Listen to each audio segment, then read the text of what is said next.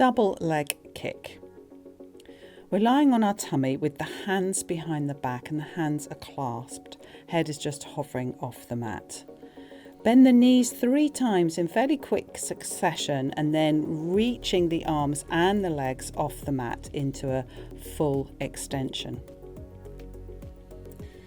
Exhale, kick the legs 3 times and then inhale to extend. And you can see that Loraine lifts her legs off the mat as she does her extension.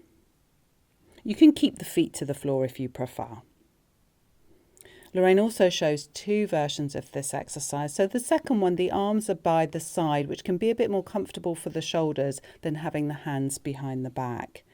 She shows the same exercise reaching into that extension, almost a dart with a leg lift.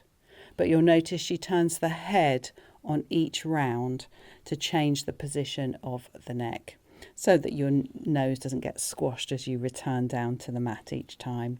It's a nice neck mobilizer as well.